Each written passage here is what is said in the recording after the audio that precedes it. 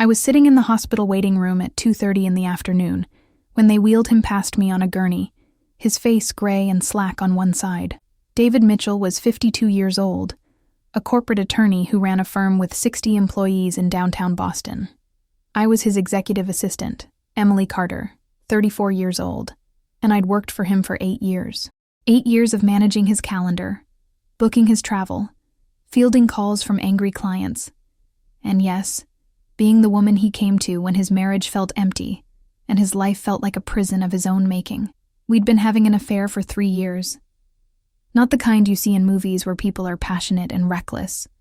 Ours was quiet, careful, and wrapped in so many layers of guilt and justification that sometimes I didn't know where one ended and the other began. He'd kiss me in his office after everyone left. We'd meet at a hotel near the airport on Friday afternoons. He'd tell me he loved me but couldn't leave because of the kids, because of his reputation, because of 1,000 reasons that all boiled down to the same thing. He was scared. That Thursday afternoon, David had collapsed during a client meeting. Massive stroke. Left side of his brain. The paramedics said he was lucky he'd been in a conference room full of people who called 911 immediately instead of alone somewhere. They'd rushed him to Mass General and I'd followed in my car. My hands shaking so hard on the steering wheel I almost rear-ended a delivery truck on Storrow Drive. His wife, Patricia Mitchell, showed up 20 minutes after they admitted him. She walked into the ER waiting room in yoga pants and a designer jacket, her blonde hair pulled back in a ponytail, her face pinched with annoyance more than fear. She didn't even look at me, just marched up to the nurse's station and demanded to see her husband. They took her back. I sat there with my coffee going cold in my hands, waiting for someone to tell me anything. 45 minutes later, a doctor came out holding a clipboard. He was maybe 60, with gray hair and tired eyes that had seen too many families fall apart in rooms like this. He said David needed emergency surgery to relieve pressure on his brain. Without it, he'd likely die or suffer permanent severe damage. With it, he had maybe a 60% chance of meaningful recovery, but they needed consent immediately. Every minute they waited, his chances got worse. Patricia came back out with the doctor. He handed her the consent forms. She stared at them like they were written in a foreign language. Then she looked at her watch, an expensive gold thing David had bought her for their 20th anniversary, and said, "I don't have time for this. I have to pick up Madison from soccer practice in 30 minutes, and I'm already running late." "Can't you just do the surgery?" The doctor said. "Ma'am, we need legal consent from next of kin. This is a serious procedure with significant risks." Patricia said, "Fine, whatever. But I can't stay here all day." She signed one form without reading it, then looked at the second page and said, "This is too much. I'll come back later." The doctor said, "Mrs. Mitchell, your husband could die in the next hour without this surgery." She said, "Then maybe you should have caught it sooner." She put the clipboard down on the chairs and walked out. Just like that. Walked out of the hospital while her husband was dying 3 floors up. The doctor stood there holding the clipboard. He looked at me. He said, "Are you family?" I should have said no. I should have told him I was just an assistant, just an employee, just someone who happened to be there. But I looked at those unsigned consent forms, and I thought about David's face, gray and lifeless. And I thought about him dying because his wife couldn't be bothered to miss a soccer practice. I said, "I'm his emergency contact. I'm listed on his medical information card." It was technically true.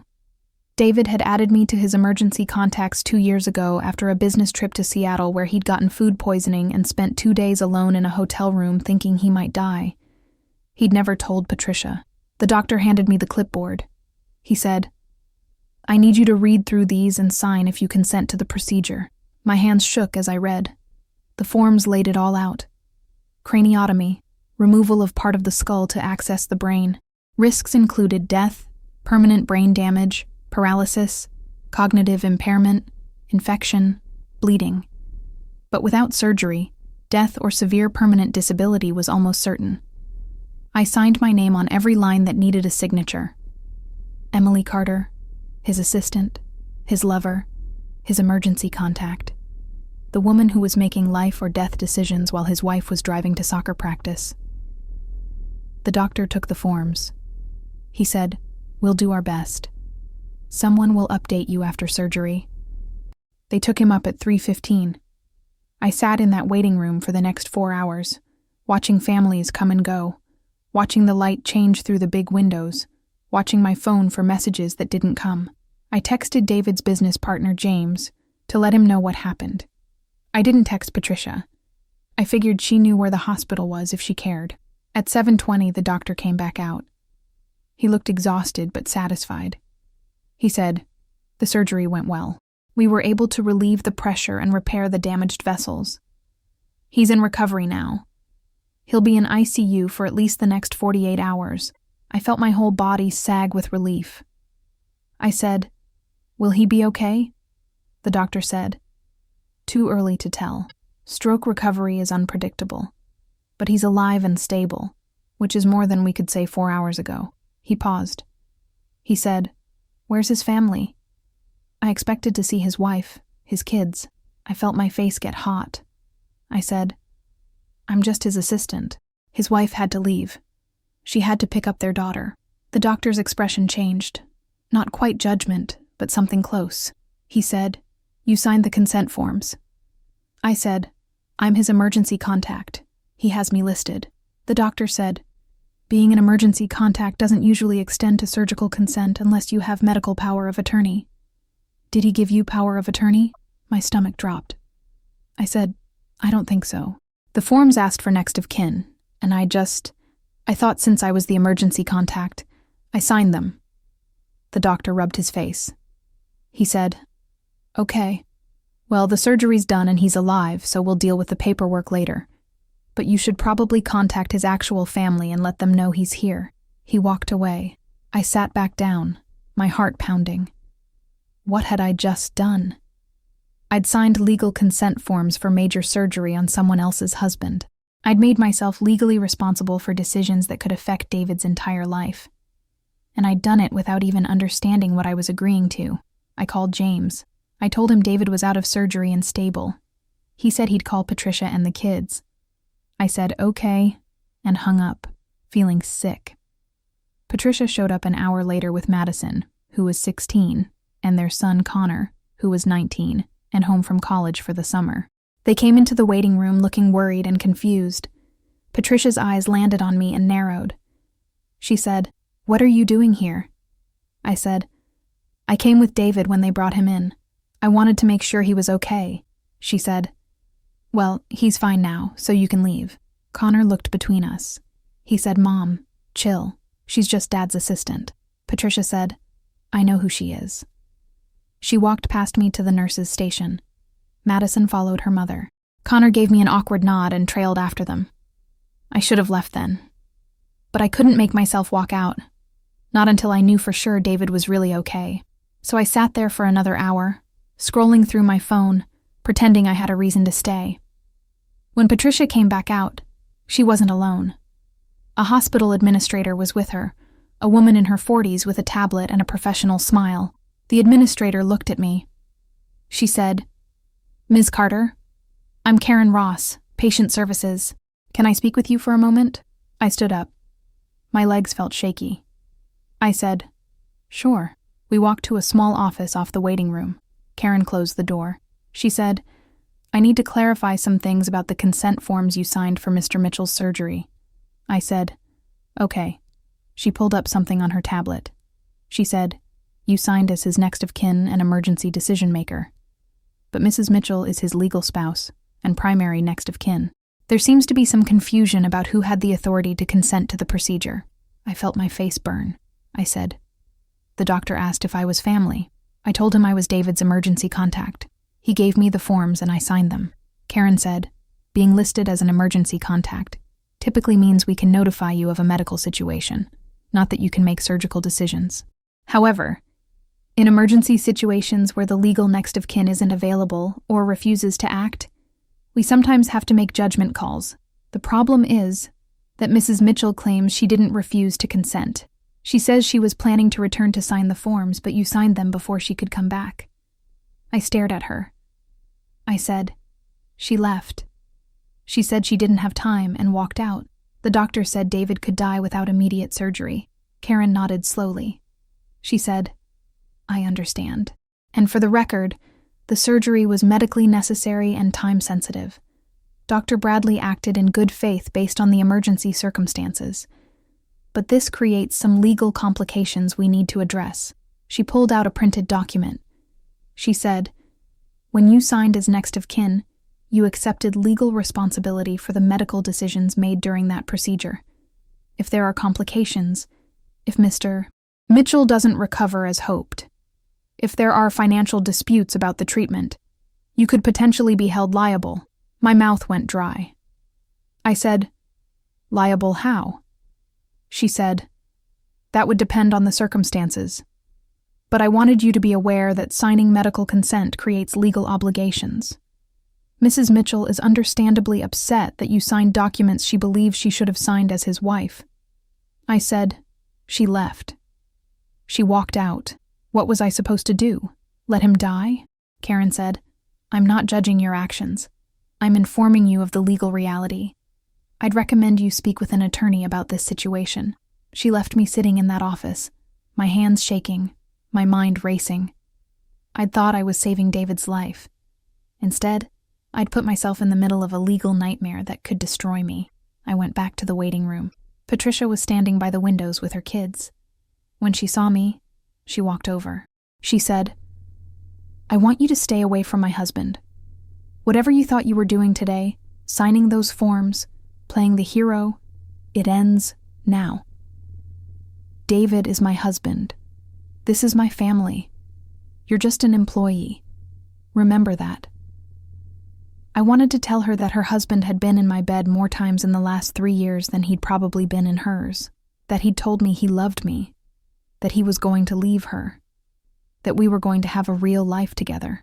But standing there with her kids 10 feet away, with David unconscious upstairs, with legal liability hanging over my head, all I could do was nod. I said, "I understand." I left the hospital at 9:30. I drove home to my apartment in Cambridge, sat on my couch in the dark, and tried to process what had happened. I'd signed legal documents I didn't understand. I'd made myself responsible for a man who wasn't mine. I'd inserted myself into a family crisis in a way that could ruin my career, my finances, my entire life. And the worst part? I'd do it again. Because when I'd looked at those consent forms, all I could think about was David dying while his wife drove to soccer practice. I couldn't let that happen. I couldn't stand by and watch him die because no one else cared enough to stay. Over the next 3 days, David remained in ICU. I didn't go back to the hospital. James called me twice to update me on David's condition. Stable but unresponsive. The stroke had caused significant damage. They wouldn't know the extent until he woke up. On day 4, James called me at work. He said, "Emily, you need to come to the hospital. David's awake and he's asking for you." My heart jumped. I said, "Is that a good idea?"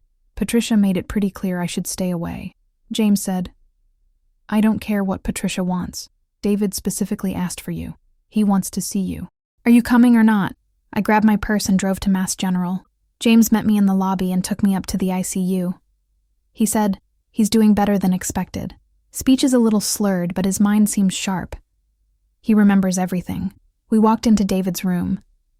He was propped up in bed, the left side of his face still drooping slightly, an IV in his arm, monitors beeping steadily. When he saw me, his eyes filled with tears. He said, "Emily." His voice was thick and slow but understandable. "You saved my life." I walked to his bedside. I said, "I just signed some papers. The doctors saved your life." He shook his head. He said, "Patricia told me. She told me she left, that you were the one who signed for the surgery. If you hadn't been there, I'd be dead." I felt tears burning in my eyes. I said, "I couldn't just leave you." He reached for my hand. His grip was weak but there. He said, "I'm done hiding. I'm done pretending."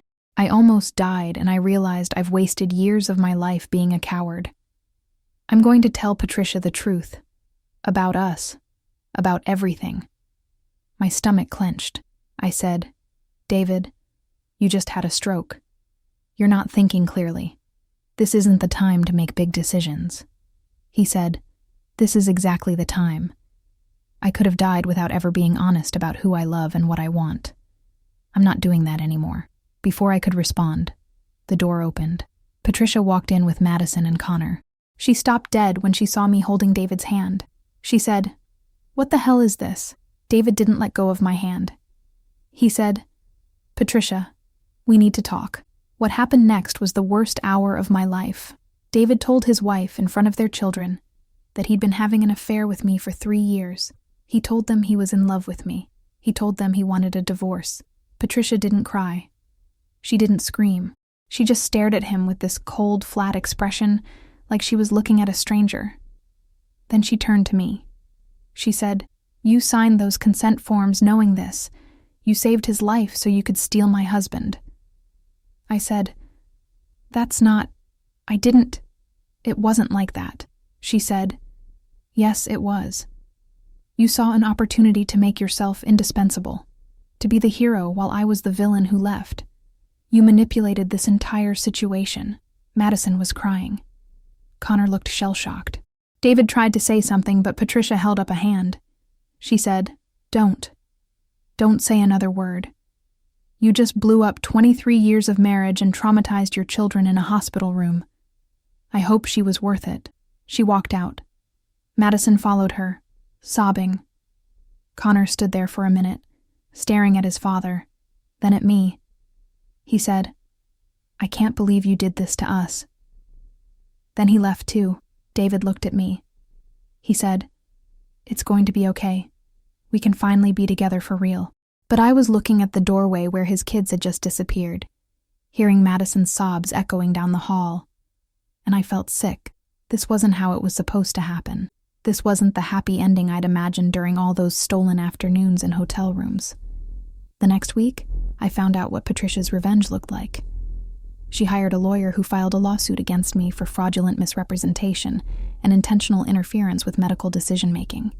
The claim was that I'd signed the consent forms knowing I didn't have legal authority, that I deliberately inserted myself into a family medical crisis to gain influence over David, and that my actions had caused emotional distress and potential financial harm to the Mitchell family. Her lawyer argued that because I'd signed as next of kin when I wasn't, any complications from the surgery could be my financial responsibility, rather than falling under the family's insurance. And there were complications. David needed a second surgery to address swelling. He needed months of physical therapy. The medical bills were over $300,000. My own lawyer, a tired-looking woman named Susan Chen, who I'd hired with money I didn't have, explained it to me over coffee at a Starbucks near her office.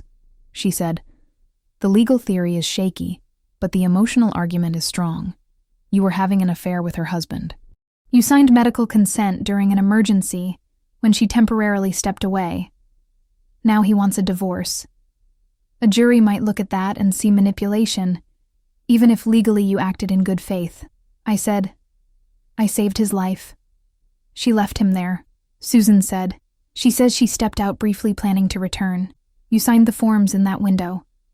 The hospital's own records show she was gone less than an hour." In a court, that could look very different than how it felt in the moment.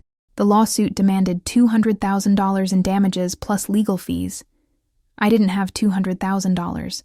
I had $43,000 in savings and a car that was worth maybe $12,000. If I lost this case, I'd be financially destroyed. David tried to help. He offered to pay my legal bills, to testify that I'd saved his life, to take responsibility for everything. But his own divorce lawyer advised him not to. Getting involved in the lawsuit against me would complicate his divorce proceedings and could be used against him in custody fights over Madison, who was still a minor. So I fought the lawsuit alone. It took 8 months. 8 months of depositions where Patricia's lawyer asked me detailed questions about every time I'd slept with David, every lie I'd told, every moment I'd pretended to be just his assistant. 8 months of watching my savings disappear into legal fees. 8 months of stress that had me losing weight and having panic attacks in grocery store parking lots.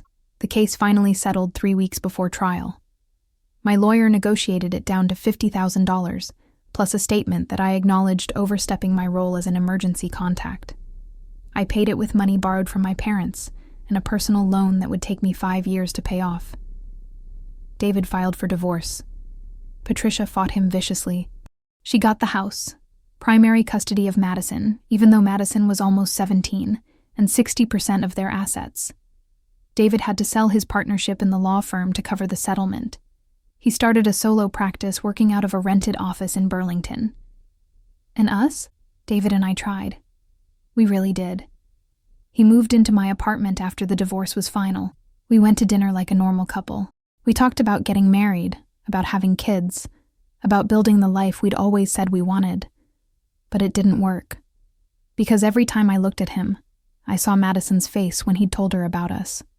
I saw the medical bills that had destroyed my savings. I saw Patricia's cold hatred. I saw all the damage we'd caused to get here. And David saw a woman who'd saved his life but couldn't save their relationship. He saw someone who'd sacrificed everything but couldn't give him the uncomplicated happiness he'd imagined we'd have once we were finally together. We broke up 11 months after his stroke. It was quiet and sad. No big fight. Just a mutual acknowledgement that what we'd had in secret couldn't survive in the light. He moved out on a Saturday morning. We hugged goodbye. He said he'd always love me. I said the same. Neither of us really meant it anymore. 3 years later, I'm 37 and working as a project manager for a tech startup in Kendall Square. Different industry, different life. I paid off the loan from the lawsuit last month. My credit score is finally above 700 again. I'm dating someone new, a software engineer named Marcus, who's divorced with 2 kids he sees every other weekend. It's uncomplicated and honest. We both know what it's like to be the villain in someone else's story. I heard David remarried, someone he met at a legal conference. I'm happy for him. I really am. Patricia is still in their house in Newton. Madison just graduated from college, Connor's in law school. Patricia posts photos of them on social media, big smiles and family dinners, and no trace of the explosion that tore them apart 3 years ago. Good for her. She rebuilt. So did I. Sometimes I think about that Thursday afternoon in the hospital, about the moment I signed those consent forms. People ask if I'd do it differently knowing what I know now. Knowing about the lawsuit, the financial ruin, the broken relationship, the guilt that still wakes me up some nights. And honestly, I don't know, because David lived. He's alive and practicing law, and remarried to someone who hopefully makes him happier than I did. If I hadn't signed those forms, he might be dead.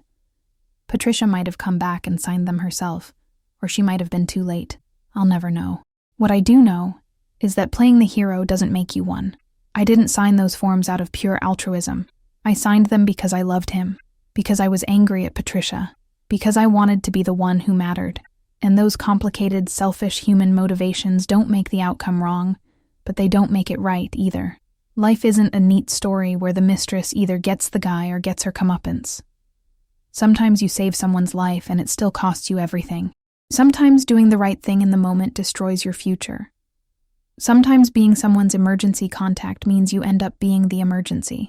I look at Marcus across the table at the restaurant where we're having dinner, and I'm grateful for simple, for honest, for a relationship that exists in daylight with no secrets, no consent forms, no hospital waiting rooms where you have to decide between someone's life and your own safety. The sunset over the Charles River is beautiful tonight, painting the water gold and pink. I've learned to appreciate sunsets more these last few years, to notice the good things that happen in the wreckage, to understand that you can be both right and wrong in the same decision, both victim and villain in the same story. David lived. I survived. Patricia moved on. The kids grew up. And somewhere in all that mess and pain and consequence, we all learned that loving someone doesn't mean sacrificing everything, and saving someone's life doesn't mean they owe you theirs. Sometimes you sign the papers because it's the right thing to do in that moment, and sometimes living with what comes after is the price you pay for choosing someone else's life over your own peace. I can live with that. Most days, anyway.